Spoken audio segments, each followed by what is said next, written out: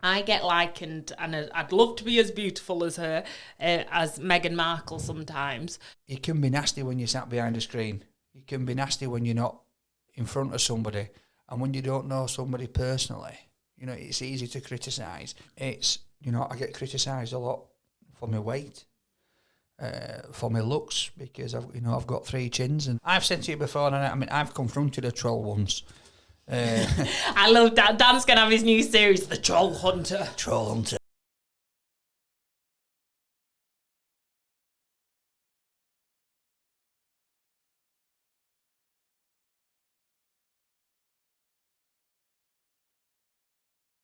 Hello and welcome to this week's episode of Mental Health Gym. Yeah, that's mental health. Mental Health Gym. I said it this time instead of you. I know. I know. What's all that about? I know. I got excited for you to start.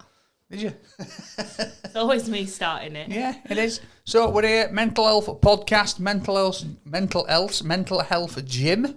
Health, not elf. So what we're going to talk about this week? Well, something that's been on my mind, and seeing how often you're recognised, especially other people who came to your meet and greet to talk about their mental health. Yeah. I thought we'd talk about our mental health for those in the public eye, because I get likened, and I'd love to be as beautiful as her, as Meghan Markle sometimes, because of all the trolling and the attitudes towards me. And obviously she's in the news a lot at the moment, and she's been slagged off a lot because when she said she's had mental health issues and whatnot. So I'd like to talk about what it's like to be in the public eye and you're struggling with your mental health. Oh, well, you just push that button there. Push the button. Let me go. So, well, obviously, as you know, I'm in the public eye. I put myself out there on YouTube and Facebook, Instagram. So I think that there's a degree of you've got to expect that you're going to be getting, trolls coming on. You're going to be getting people criticising what you say, what you do, how you look. I think that is definitely an element of being on social media or in the public eye, be it, somebody like myself, be it somebody like Meghan Markle, be it somebody like Will Smith. Look at all the stuff that went on with him when he did all that, don't put my wife in your mouth or whatever it was that he said. That just went nuts. And it creates things. And so for me, personally, I sort of shut off a lot of the time from it. I try to keep a distance from it. But more recently, it was difficult over the festive period. Especially when myself and you become an item, and it were out there and people sort of got to know us. It become difficult because people thought that they could start criticising our relationship, talking, giving their opinion, which I'm fine for everybody's opinion. I'm fine with that. But I think sometimes what people forget is that you can be nasty when you're sat behind a screen. You can be nasty when you're not in front of somebody, and when you don't know somebody personally, it's easy to criticise.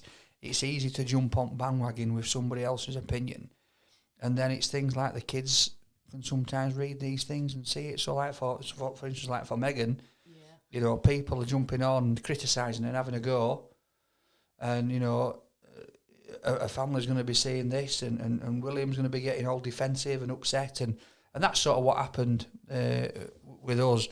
For me, it's, I get criticised a lot for my weight, for my looks, because I've got 3 chins, and I say to people, I've got mirrors, I can see it, and I can shut that stuff off because I've always been a big lad. But I think mental health sometimes, when people are in the public eye, so if I choose to be there because it's what I do as a job.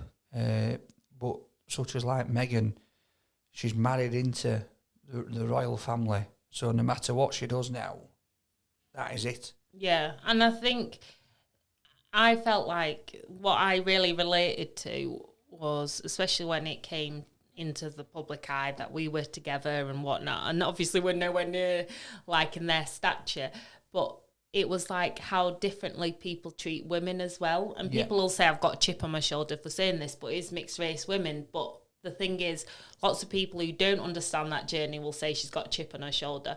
But those who do will say, yes, it is different how you treat a mixed race woman to everyone else. And I keep hearing the same thing about Meghan. I don't know why I don't like her. I just hate her. And there's a little bit of that where I think it's that unconscious bias. And we're always kind of judging people. And we all put ourselves in public eye. She's a very talented actress. You know, we know we're going to get to an extent. But, like, for her, she can't really win because she was first putting herself out there with Harry, and then she got criticised for that. Then Harry goes and does lots, but it's still all her fault. And now she's not going to Coronation for whatever reason. I've got my theories. But it's like, now it's like, where has she gone? And so, do you know, she can't really win because we put in a situation where we just attack people for putting themselves out there. But as there's this really famous speaker who I love, Brené Brown, and as she says, don't listen to those people watching on at you. Like, listen to the people who are actually fighting in the bull ring with you. The people who are putting themselves out there, actually listen to them and their voice, unless they're people close to you. Yeah. But actually, I always think, do you know, even if someone annoys me online, I'm like, yeah, but I'm quite glad they put themselves out there. They've not just stayed safe and just thought, oh, I won't bother. See, I've had that this week. So, like, obviously, me and you do this, and we do this just to try and give people a little bit of comfort, really, and talk. You know, we listen, we look at the comments, and you know, we private message people back when they message us, and it's like I've had it with Rate My Takeaway this week, where people have come on and they've said that I don't reply to comments, that I don't appreciate the fans, and that is so far from the truth. It's unbelievable, as you know, because the thing is if I sat and replied to every single comment, I would be sat there all night long. I'd be absolutely shattered. I won't be able to spend time with my own family and do things. So I choose to filter out, and I'll read them, and then I'll answer some, or I'll answer them direct. I'll send people a private message. I've got some striking relationships with some people. And you do, and I won't say who or what happened, but only the other day I heard you on the phone to one of your fans, because I know you develop a really strong relationship with people, and people really feel like they know you, so obviously they open up to you, and then where you can, rather than just having like loose kind of comments, you don't do all that, because you just kind of, it's not that you don't read stuff, it's that you don't feel like I can't engage, because then I'll have to engage with everyone, otherwise it looks like I don't like other people. But then when you do really engage, you really engage. So you can only do that for so many people at a time. Yeah. I mean, I have, you know, one of the episodes that's coming out on Rate My Takeaway, I have talked about this situation. And, I mean, you were there when you saw me take this call. And it's from a fan. I met him in Hull. And, you know, I don't want to go into it on here because it's on the episode, but it really struck me, and I felt the need to phone them, to contact them, and then I will be following it on as well, and supporting them as much as I can. But it's like on the last episode we did of this, I actually mentioned the name of somebody on YouTube that has left a number of comments, endless number of comments really, on Rate My Takeaway, on Mr. and Mrs. Yorkshire, on your page. And basically, somebody else has now gone on and said that I've accused them of having mental health problems, which I never did.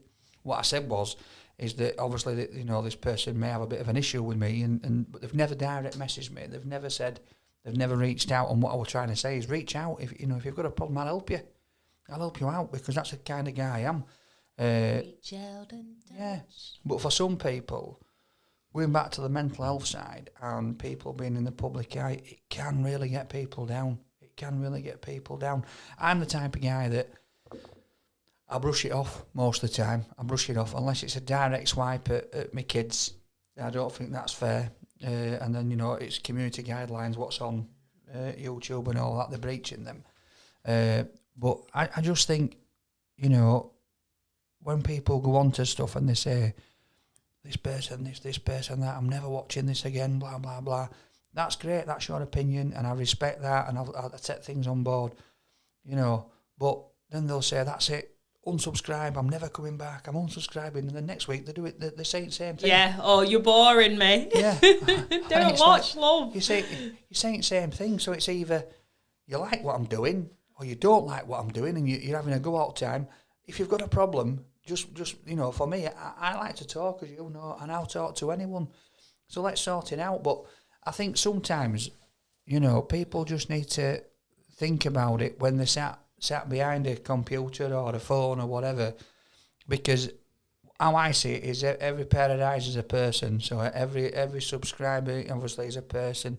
Everybody watching is a person, and we all have feelings, you know. And you might be having a swipe at me, but then that could upset somebody else, and it might not even be my friends or my family. It could just be somebody that's following me that's like, nah, that's not right, and then it gets into something stupid. And, you know, sometimes, yeah, it gives people a bit of airtime on you know, it starts off a thread and they'll have a conversation, and that conversation might be going on for, you know, 3 days with 7 different people. If you want a conversation, let's just have one. Let's just start a private chat. I'll have a chat with you. You know, don't get people down. We need to spread happiness. And I think that's so true, because the more we spread joy and the more we talk about happy things, the more good things happen. And it's something that I've learned since meeting you. So before I met you, I used to do, well, I still do, got my Sophie's World vlog, which this is on. But originally that was just mental health stuff. Yeah. And at first I thought it was just like a diary. It was a bit of therapy, to be honest, because I was quite lonely at home on my own most of the time with the kids. And I was struggling with a psychotic episode and different anxiety and depression.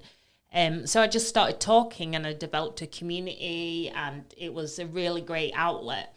But then I thought, oh, because I'm talking about mental health, I better be serious, like try and help people and try and like think of good, positive wellbeing activities. And I'm not saying that's not a good thing, I still do that.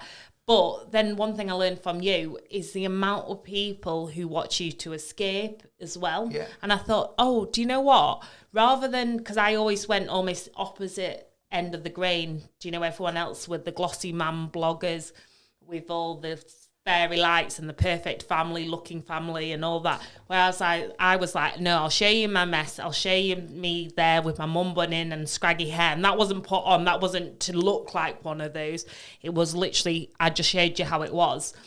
But then I realised I was also allowed, and that's what we share now, is that we're allowed to show our funny side and that we have fun most of the time. Well, we do, don't we? And this is the thing, it's like, you know, a lot of people criticised us and said, oh no, it'll never work, it won't last, you know, it's a flash in the pan. And I believe in my heart that everybody that's saying that is wrong, because we've had such a blast, and we do every single day, and it's different, you know. It's like people say, well, you're a bit different from when we see you on Rate My Takeaway, and it's like, no, it's still me, I'm still the same person, but instead of rating food, I'm rating my life, I'm having a laugh, I'm getting on with things, and, you know, involving me and you and the kids, and we're having an absolute blast. But, you know, when people come in with negativity about it, it's like, yeah, it's your opinion. So you started off your conversation, and you've got, obviously, your opinions on Meghan and how Meghan's treated, and that's your opinion. Yeah. And I respect that. You know, I'll be honest, sometimes when you don't see eye to eye on things, and we both have different opinion, but we don't start having a go at each other and fluttering off and this, that, and other.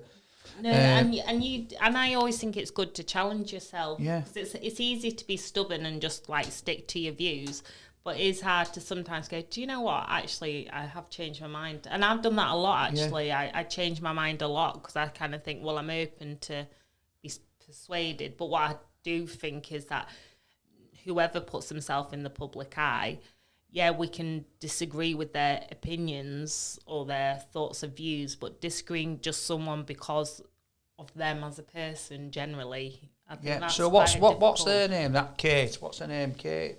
The Hopkins, Katie Hopkins. So, loads of people hate her, don't they? Yeah, they absolutely hate her. She's created this kind of morph character, hasn't But she? do you know what? I respect her. And the reason why I respect her is because her opinion, she will walk up to you and say it straight to your face. Yeah. That is the difference. That's why I respect her. Because she's got the bottle to sit there and say, do you know what, I don't like you, and this is why. This is my opinion, and you ain't going to change it. And I like that. Yeah. And that is the difference. But when you've got people that are doing it from behind closed doors, and you know, and then they're saying, so like, a guy called me out and said that because I've mentioned this other lad, which I found a bit weird, because obviously when people are commenting on Facebook, on YouTube, you've got your name there. So you're already out. It's not as if I'm calling somebody out, because the conversations are there to see. So I'm not directly having a swipe. What I'm saying is, look, mate, you know, if you need a bit of help, if you need a chat, I'm here for you. So, but he turned it into something else, because obviously he I don't know what's up with negativity in his brain. So, you know, I'd gladly sit down with somebody, have a coffee, slice a cake, let's have a chat. You know, if you live up in Scotland, I'll meet you halfway. Well, you know, we'll sit down, we'll have a chat about it. And the best thing with Dan is it doesn't just include a cuppa and a chat. You get a slice of cake as well. Yeah, that's it, a slice of cake. Fair enough, because the whole thing, the whole reason why I, you know, when me and you spoke about doing this mental health podcast, and we said, how are we going to do it? And there's a lot of people out there, and they talk about mental health, and they read textbooks and, you know, documents, and it's like we said, we are no experts on this. What we're doing is we're talking from real life experience, from our experience, from people around us that have suffered, all right? You know, we're talking from that experience. So for me, personally, the reason why I wanted to do it is because as you know, I'm a big believer in spreading the joy, love and laughter. For me, that's what it's all about. And I think if you've got people around you that can support you through things, through the toughest times of your life, and you can still put a smile on your face, then, you know, you're taking a step further. And going back to the you know, you said when I had this conversation with this guy, that's the advice that I sort of give to him, is get up every day and be the best you can be.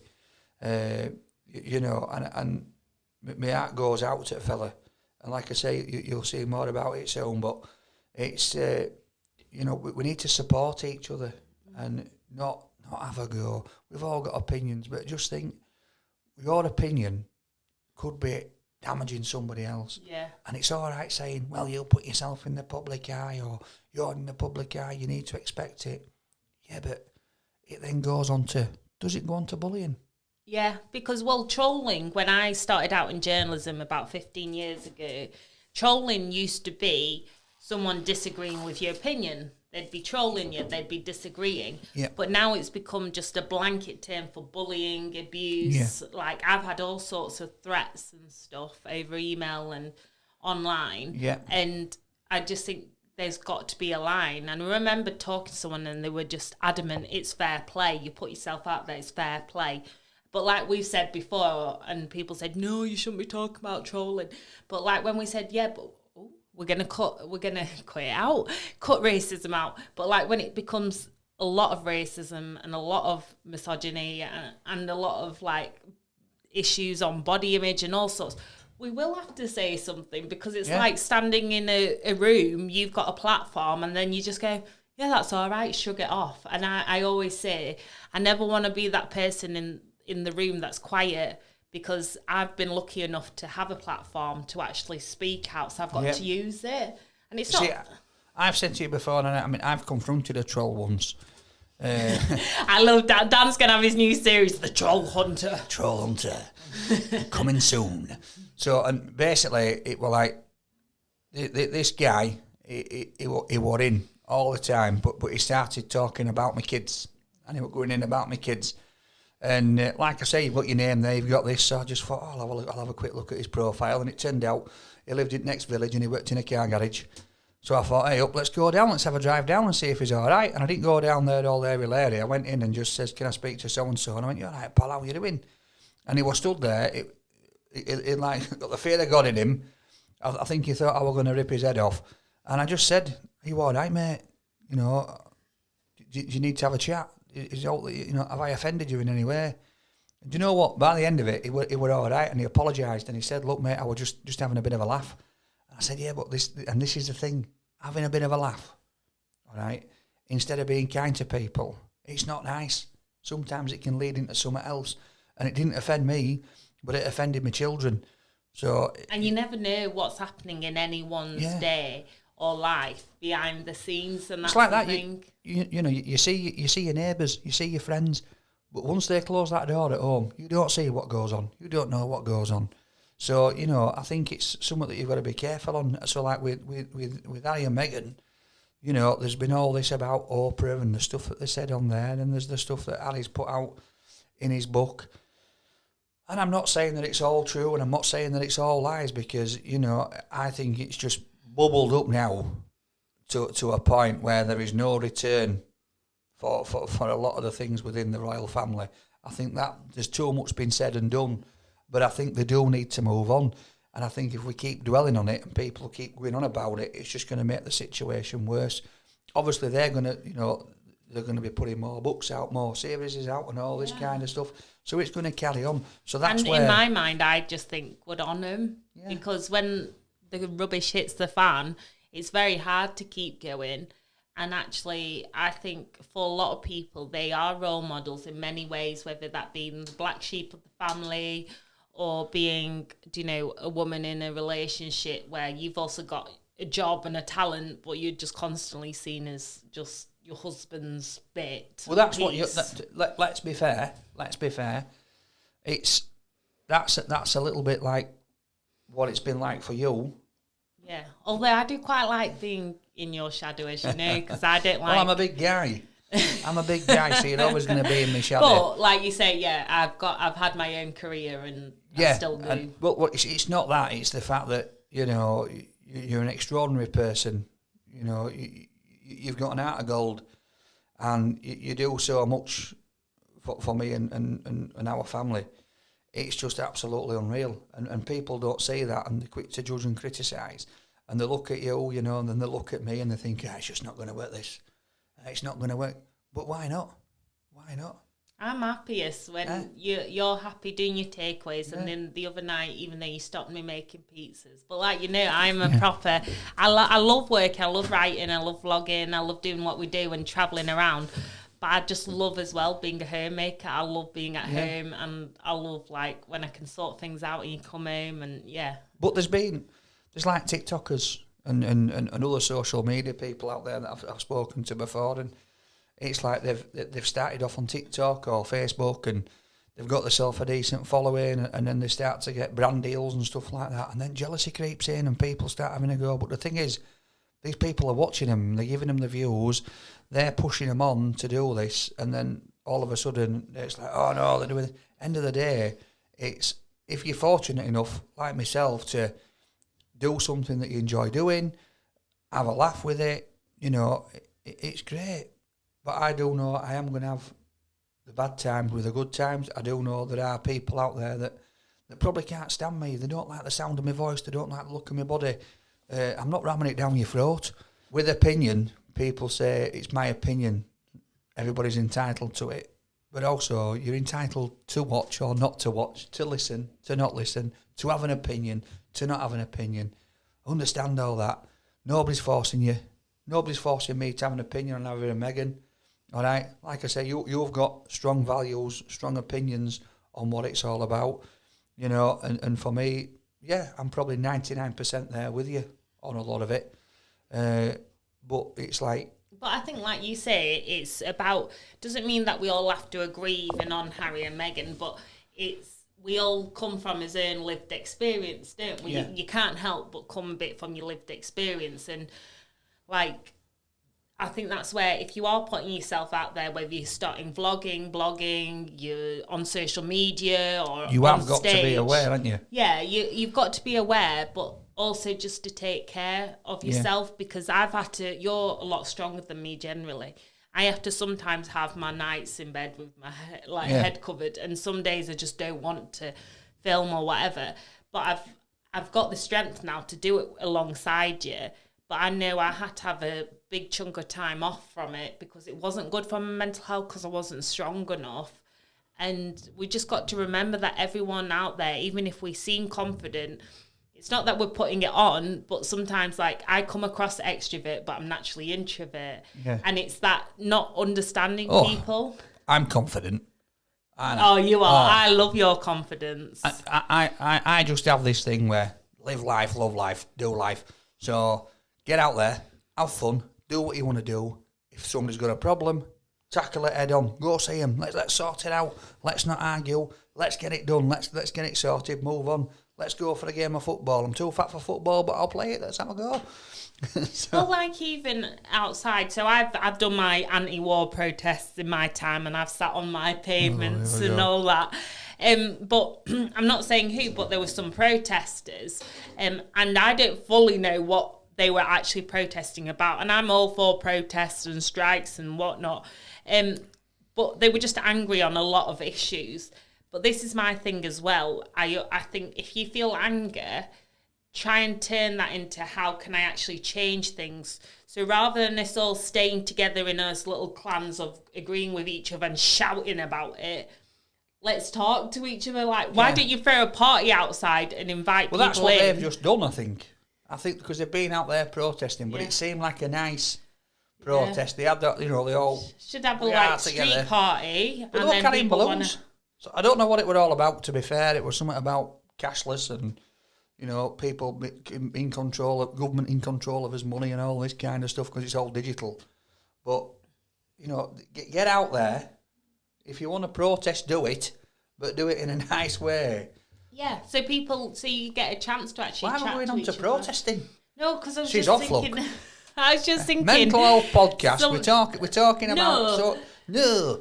No, because I was thinking about... Actually, there is a way of challenging other people's opinions that's not in a, shouting at them, trolling them way. It's at a, let's just bring you into the party and we'll chat about it way. Yeah. That was my point. but the point I'm trying to make is and again, this is my opinion, all right, is with trolling, so will it be with Meghan Markle, with Will Smith, with myself, all right, it's for mental health. It's not just the people that are being trolled.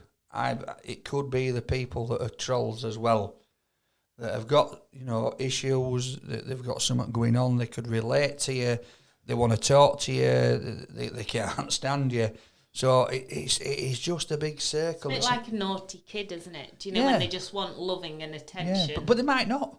Yeah. They might not want loving and attention. They might just be a nasty person. They might just be somebody that likes to shout out, like Katie Hopkins, I'm sure if she saw this with me now, she'd say to me, you are too fat, you are obese, you need to lose weight. She would proper go in on me. Oh, I'd have a go at her. No, but that is it. She would go in on me. I'd tell her to her face. I wouldn't troll her online. But if she did, right, I'd respect that and I'd say to her, but do you know what, Katie, love? Yes, I'm big. Yes, I'm fat. But do you know what? I'm happy because I've got family and friends around me that give me so much joy, all right? I go for regular health checks. I'm all right at the minute. So, crack on. I don't want to be a beanpole running to the gym every day and missing that couple of hours with my kids. I want to be at home, chilling out, playing football with them, rugby, doing whatever. That's what I want to be doing. So I think, people can have their opinion, but then they've got, when you give your answer back, they've got to accept that. Because they're saying, accept my opinion, but when you give your answer back, for it then to go into loads of other things, well, why did you do this? Why don't you do this? I've answered your first question. You've said, why don't I do this? And I've answered it. So why take it on to someone else? I like it. So, final words. What would be your bit of advice to take away? Oh, a kebab. Oh, not taking no, so my bit of advice would be, if you're putting yourself out there, all right, you've got to expect that people are going to criticise you. They're going to have opinions about you. Some's going to be good, some's going to be bad. You've got to take it on the chin, all right? If you are faced with people that are in at you all the time, try and talk to them. All right, that's what I try and do. Some people will message me, some people won't. Some people will just use it as an excuse to have another bit of a moan. But just let them do it. Just let them do it. And when it's people like that, just don't read it. Don't listen to it. All right. If you know that you're all right and you're doing the right thing, happiness is key, innit? That's very true. And if you do struggle with your mental health, whether you're in the public eye or not, just please get some support, talk, walk, whatever works for you. Do Support some self-care. groups out there. And Definitely. There's loads of people out there, mine in particular, that they're great with mental health. Samaritans, you know, people are there. You can pick up the phone. You know, even if you go to church, just go down, see a local vicar. Yeah. You know, go. You know, there's lots of things for lots of people to do. But yeah, so take care. Send you peace, lots of love, And positivities, and shimmy. And positivities. Yeah, positivities. Positivities. See you soon, guys. See you soon.